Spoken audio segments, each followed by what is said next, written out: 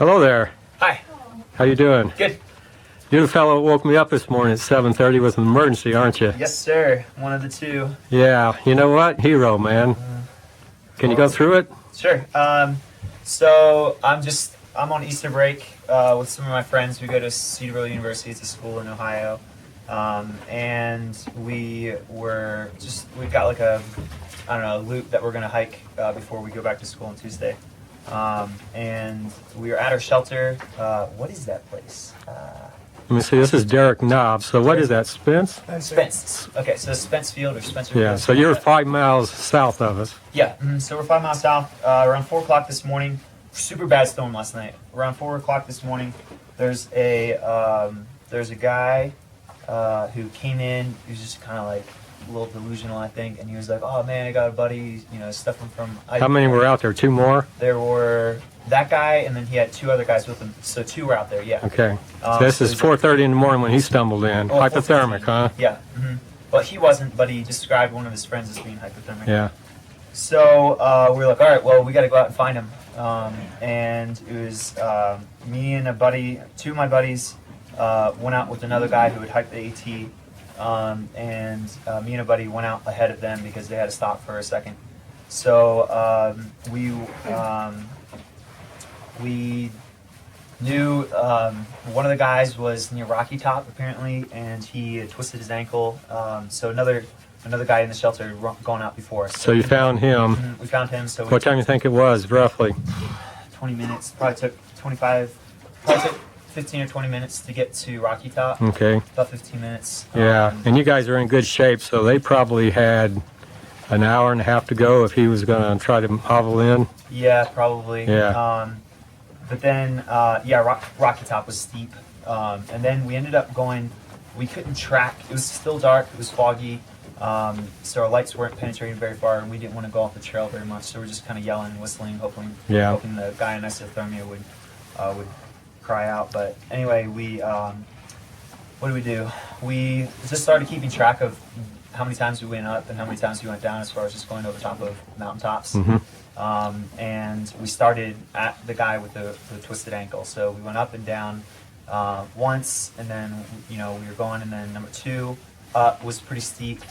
1 and 2 were pretty steep, and then it kind of leveled off. But all the while we're still just kind of yelling and praying that we'd be able to find him, and couldn't find him. So anyway, we just kept going and kept going. Like the guy that was with me is extreme shape, just super good shape. He was a missionary kid in Kenya, and he's just like, he'd go out with Maasai warriors and just like hike like nobody's business, and like he's incredibly fit, really good rock climber, really good runner. So anyway, he was totally fine. I was slowing him down, but it was good that we were together just to be safe. And so did 2 of you come and rouse us up this morning? Yeah. So we went up and down 9 ridges or 9. I don't know. We went up and down 9 times, and we came across the shelter. We're like, oh no, we missed the guy. Okay. Well, that's good you came here because you didn't know whether you made it back, backtrack. So yeah, exactly. Smart move. Yeah. So we stayed. We just kept following the white markers, staying on the AT. We got here. I was pretty soaked through. I'd been drinking a lot of water, but I was soaked through.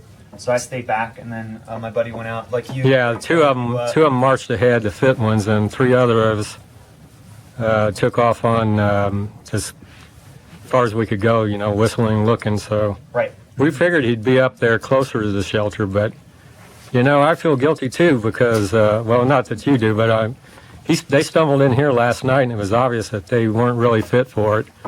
And we made this shelter at 6:30, and I said, fella, You've got 5 miles to go, dude. I said, you are not going to get there before dark. Three bridges away from here, it's the worst. I've never been up and down, like down an incline like that. I'm going to have to go back up it, but like at night in the rain last night was terrible.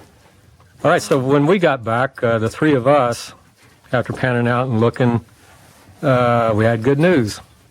Yeah, so by the time around 4:15, when I was over at Spencerfield, they contacted the park. So they had, the professionals moving, trying to find him too. And so by the time you got back, I don't know what time that was, but like 45 minutes beforehand, they said that they found him. Yeah. They taken. I understand that you guys here in the shelter heard an aircraft also. Yeah, we heard an aircraft about a half an hour or so before we found out. 40 minutes before that. Yeah, you know, we three out there on the ridge blowing the whistles and, you know, hoods on and all that. We didn't hear the aircraft. Yeah, really. Yeah, we didn't well, hear it. Yeah, it's really windy out there too, so I'm sure it can be hard to hear everything. So the two found him how far? I have no idea. Probably a mile, because it's 5 miles from here to there, and we went 2 miles. Okay, so he was 3 miles or between- less. Yeah. Yeah. From Spencefield. So very hypothermic, and he's probably going to be airlifted. Yeah, but we wanted to find him. It's like, I don't know, like we don't know the guy, and it was super foggy, and we were on really high ridges. But you know, I don't know, like I don't know if there's any way that we'd be able to talk to him. But it's just like, you know, to have somebody so close to death, and you know, dying is a big deal. You got to know That's where right. you're going, and you know, we want people to know the love of Jesus, and we're willing to put our necks on the line if that's what it takes. That's so, right. Anyway, he got found. So Thank you. Answered a prayer. Thank you. Yeah. All right, there you go. Okay, my name is John Hopkins. I'm from Bridgeville, Delaware.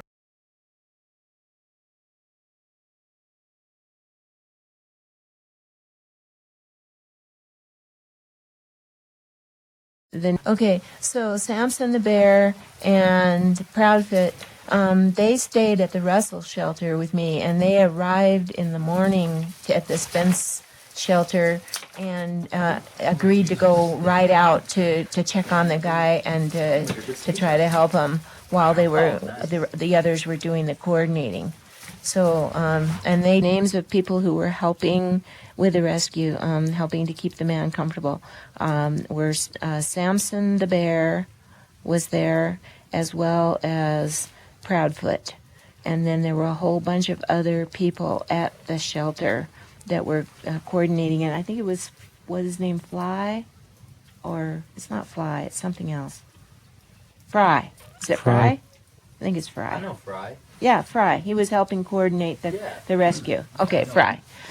Did they go on trail looking for him? Or were they at the shelter? Oh, they did go out.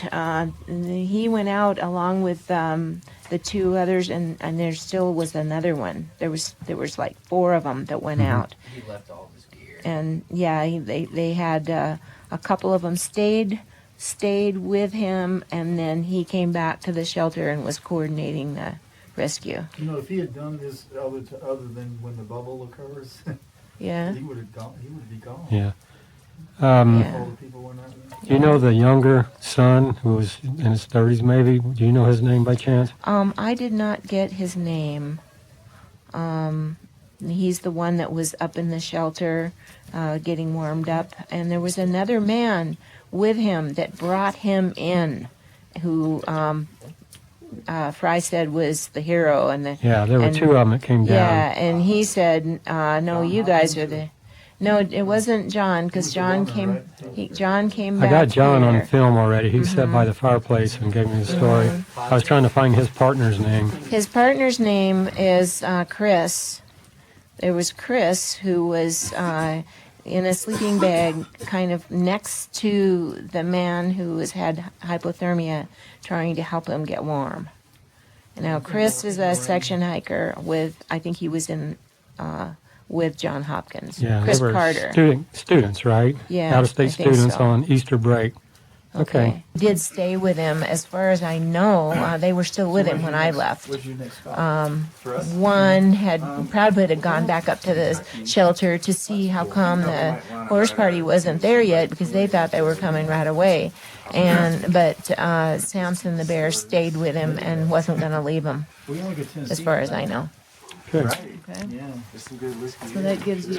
We got up at like 3 and I was hiking in that storm and we've been hiking ever since. So, We're pretty beat. real quickly, the one son stumbled in the shelter about 3:30, 4 o'clock up there. Yeah, 4-ish. Okay, and then 2 of those fellows came down with about 4 thru-hikers. So we sent out 5 from the shelter to go search and rescue for his brother-in-law and his father. We found his brother-in-law who had A knee injury. Knee injury, And hypothermic. hypothermia. The father was very, very injured, hypothermic on the mountain. He stayed on the mountain all day and all night.